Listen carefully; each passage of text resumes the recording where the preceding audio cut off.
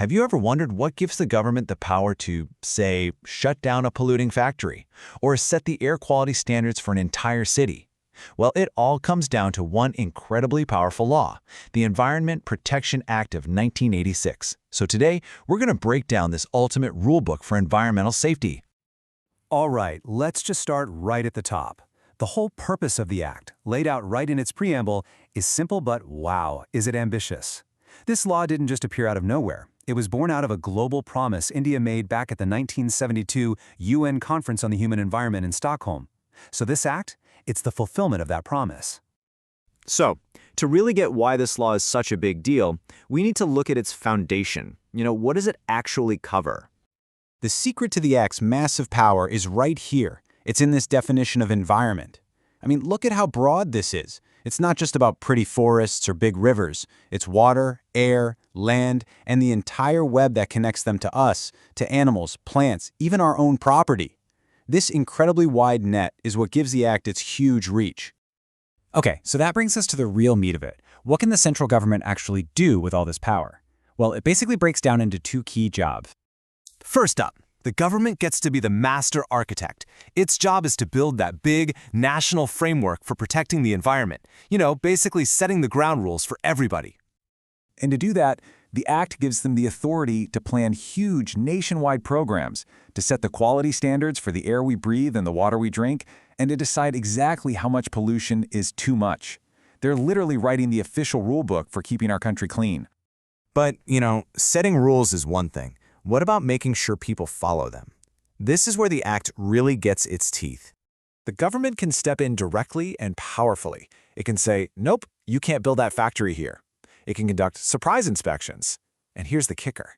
It can issue a direct order to shut down an entire industry. They can even cut off a polluter's power and water. Make no mistake, these are not polite suggestions. They are commands with the full force of the law behind them. All right, so that's the government's role.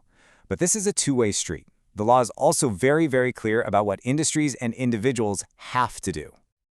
In Section 7, the Act boils it all down to one fundamental, totally non-negotiable rule for every single person or company.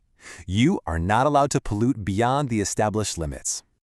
It's that simple. You cannot release more pollutants than the standards allow, period. If you're working with hazardous stuff, you've got to follow the safety rules to the letter. And if there's an accident, the law is crystal clear. You have to report it immediately, and you are legally required to help clean up the mess. There's just no looking the other way.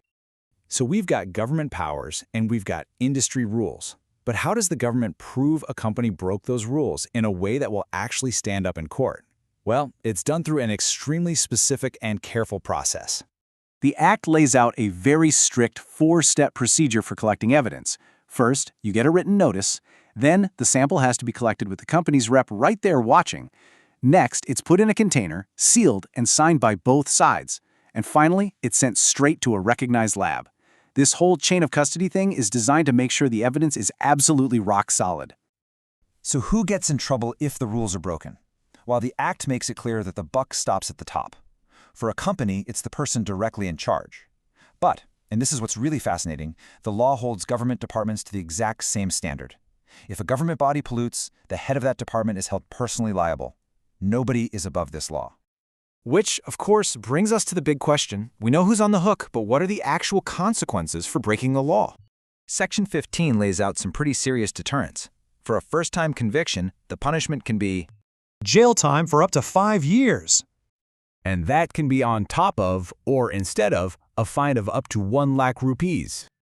But here's where the real power of these penalties comes in. It's how the law deals with polluters who just refuse to stop. If you're convicted and you still keep polluting, you can be fined an extra 5,000 rupees for every single day you continue. Think about how fast that adds up. And if that violation goes on for more than a year after you've been convicted, the potential prison sentence jumps from 5 years all the way up to 7. The message couldn't be clearer. Stop polluting, or the consequences will just keep getting worse. Now there's one last feature of this law we have to talk about, and it's what makes it so uniquely powerful in India's entire legal system. This little clause right here from Section 24 is the ultimate trump card. It basically says that if some other law conflicts with the Environment Protection Act, this act wins, every single time. It creates what's known as an umbrella legislation, giving environmental protection the highest possible legal priority. So when you put it all together, the Act is incredibly comprehensive. It has broad powers, strict rules, and really severe penalties. And that leaves us with a big question to think about. With a legal framework this strong on the books for decades, what's the biggest challenge facing India's environment today? Do we need even stronger rules? Or is the real challenge the consistent, effective enforcement of the incredibly powerful ones we already have?